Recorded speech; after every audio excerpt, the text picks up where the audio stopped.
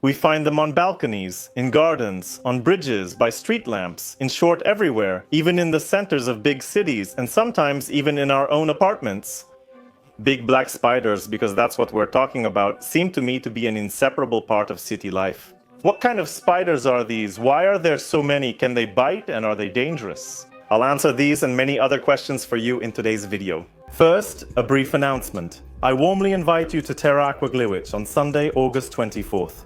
I'll be there too. If you want a high five or to chat, I'll link the event and tickets in the video description. To explain what these spiders are, frightening for many, but beautiful to me, it would help to have one.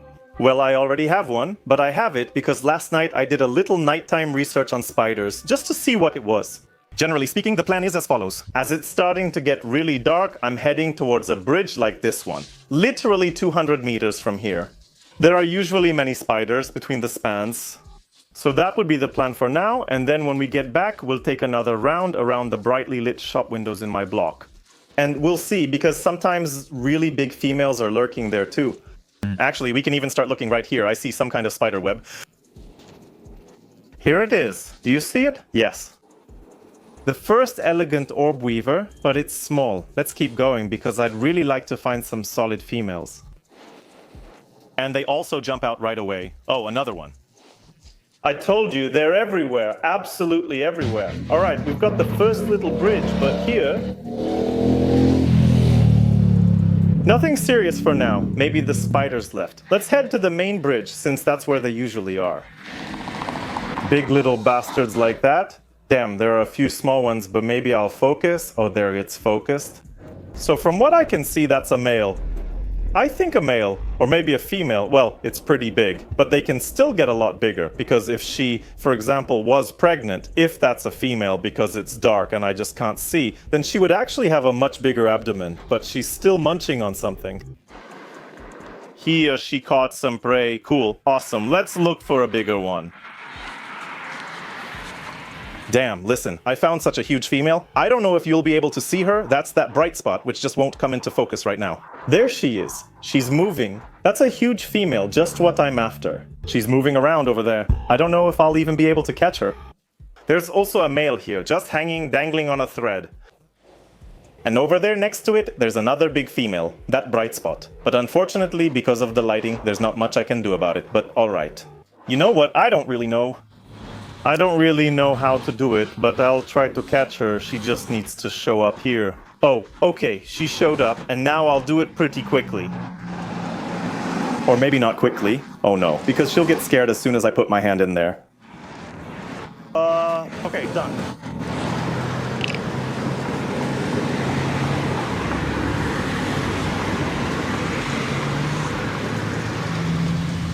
She got scared. Hehe, it failed. But in this part of the bridge, there are many, right? Here, one is already crawling around, another one made a web here, another one is sitting here, and they're all small. And not a single big one. Seriously, there's a nice web here, but I don't see the resident. Okay, I found another pretty nice fat one. It's sitting here. But it's still not what I want, although it really is beautiful. Oh, something with its little legs. It's broadcasting, and the male is just wandering around. And yeah, definitely a male. Count them, there are really hundreds of these spiders here, hundreds if not thousands. Unfortunately, I still haven't found what I'm looking for, that big female. So our last resort is the lit up apartment blocks.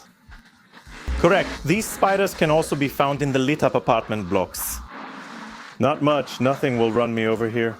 Because those spiders, you know, aren't really attracted by the light themselves, but their prey is attracted by the light. And if there's a lot of food, well, obviously there will be a lot of spiders. There will be a lot of them too. You know, I'm also thinking that this looks promising. These railings, they're great, and there's a lot of lighting here. Ooh, okay, never mind. Listen, I think I found it. Whoa, that's a massive female. It wouldn't focus. Wait, now it does. Awesome.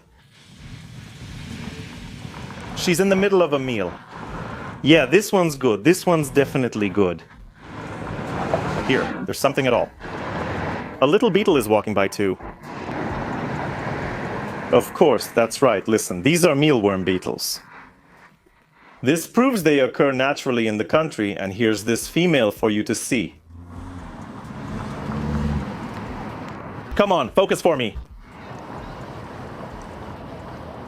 There it is, and now I just noticed that right next to the female there's a huge male. I mean, maybe not huge, but in terms of size, it's about 5 centimeters, so that's cool. We're taking the female, then I'll return her to the bridge, but I need her for footage now. I think that's how we'll do it. Now let's make a quick move. Bam. And the spider is caught. You know, at first glance, it's actually very shiny, which might indicate that it's a crevice orb-weaver, so Noctania umbratica, and not Larinioides. We'll examine it at home, but I still need to go over there. Maybe we'll check if there are any more big specimens sitting there. Oh yes, this is an awesome spot, because look, there's a lot of light and insects are attracted here, and I just caught a huge female doing her thing. A marvel meaning a web. She's spinning in circles. The light is nice, so you could easily shoot macro here. Another female, definitely Larinioides, is making a web here. It's not shiny, it has that characteristic delicate pattern on the abdomen. This one too. Hey. That's awesome. And seriously, I'm not kidding you right now. A male European mantis literally landed right next to me. Can you believe it? In central Wrocław. Actually, this is the peak of their appearance. So yeah, you see, even in the center of a big city, can you believe it? There's a street, here's a bridge, you can't see anything because it's dark. And here we have a fancy male mantis. He's moving around. Hex. Alright, I think I got everything I wanted. This place totally made my evening, especially with meeting our native European mantis. Altogether, I think we're heading back. I got what I wanted, and, well, there are just so many spiders here, actually. There are spiders everywhere. We're heading back home. Let me show you a quick example of how many spiders there are here. This is the window of my local store, and every single one of these black dots is a spider. And here, they're really almost on top of each other. There are a lot of them. And that's how it was, and that's how I ended up with 2 spiders. This one and the other one, which is a bit smaller, and I'll let them go later. There's no reason for me to keep them here, because I even have these spiders on my balcony, so I might as well just release them on the balcony.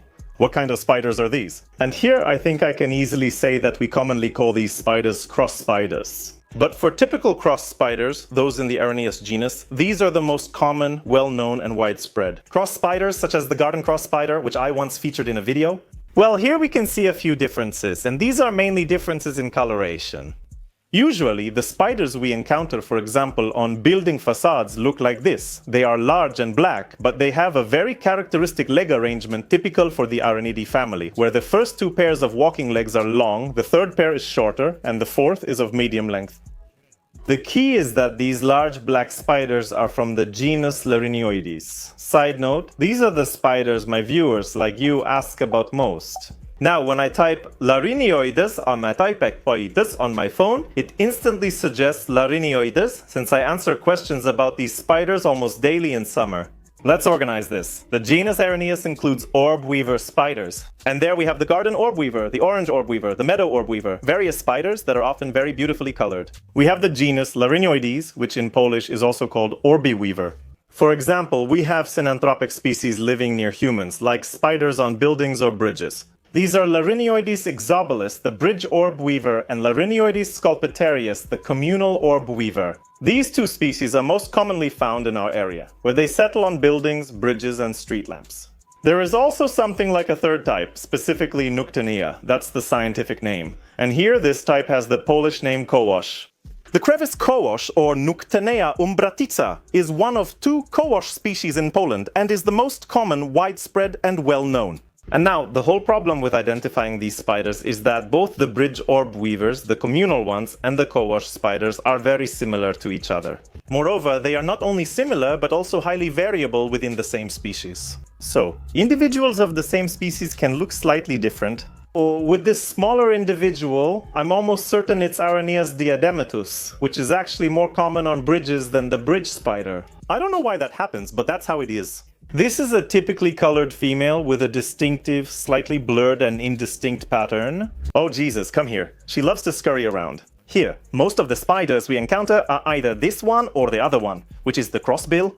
Indeed, at first glance, you might think it's a very dark representative of the Larinioides genus, but unfortunately, that's where things get complicated. Well, I look at this spider like this, and let me tell you, I'm still torn between the two species. Here, real experts who know what the differences are would have to speak up. Overall, this funnel web spider and these orb weavers have only minor morphological differences. Funnel web spiders are slightly shinier and smoother, with a different spermatheca, but these detailed differences are almost impossible for a layperson to notice. Also, not all Larinioides species are synanthropic or live near humans.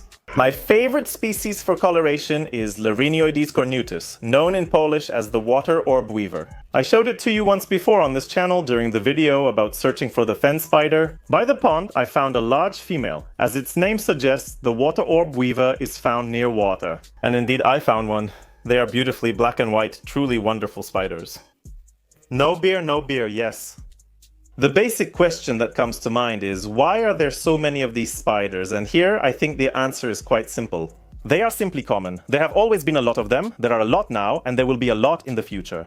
And because big cities where there are a lot of lights attract large numbers of insects, which are the natural food for these spiders, it's in these well-lit places, like street lamps, lanterns, bridges, anywhere there are point sources of light and where these small insects gather, that there will simply be a lot of these spiders. Besides, you saw it on the trip. I was there for literally half an hour, and I already witnessed several, if not a dozen, situations where some insect got caught in the orb weaver's web, and the orb weaver started eating it. Feeding happens constantly. Orb weavers have so much food that survival in those places is guaranteed. Another frequently asked question is, can such a spider bite us? Well, the answer here is also rather obvious. Yes, every single species of spider has chelicerae, which are those venomous fangs. Even though not all of them are venomous, yes, any spider can bite us, but what effect that will have is a completely different matter. This spider is big enough that I think it could easily pierce my skin, but would anything actually happen in that case? Oh, I can even see those chelicerae. Would anything happen? I don't think so. Orb weaver spiders have weak venom, which is their most valuable asset. They don't have anything more important for their survival, and this venom basically has only one purpose: to quickly and effectively kill the prey that gets caught in their web. The remaining 1% is for self-defense, though spiders rarely need it. Here, it's not using its venom either because I'm not hurting it, so there's no reason for it to use its most precious substance. And yes, this venom is deadly to insects. That's normal, but it won't do much harm to a human. We'll probably just get swelling, itching, pain, maybe some pus, and spider bites take a while to heal, which isn't pleasant, but we won't lose a limb or die. So there's absolutely nothing to be afraid of here, and I think that also answers the second question, whether these spiders are dangerous. I get that if something like that comes in an open window, it can be unpleasant, but humans aren't natural food for spiders, and they rarely bite us unless provoked. That means we have to, for example, press them against our skin, etc. Besides, okay, these spiders compared to other native spiders, which can be beautiful, like, I don't know, some wasp spiders or something, well, this one is pretty disgusting, and I understand it can cause strong emotions, but seriously, they're not that bad, and I think there's no need to panic. You just need to take the spider outside, because we won't get rid of them. There are too many of them, right? We have no reason to remove them, since they play an important regulatory role in our ecosystem. Without these spiders, there would be twice as many mosquitoes and 3 times as many other flies and annoying flying insects. So I think that a spider like this is the lesser evil. To sum up, large black spiders on circular webs are usually orb weavers. While you might see house spiders or false widows, they don't spin circular webs. So, if you spot a big black spider on a circular web, it's almost always a Larinioides or Noctenia orb weaver. That's all from me. I hope you learned something interesting from this episode. I'm going to take this spider out to the balcony, and I'll see you in the next video. Bye.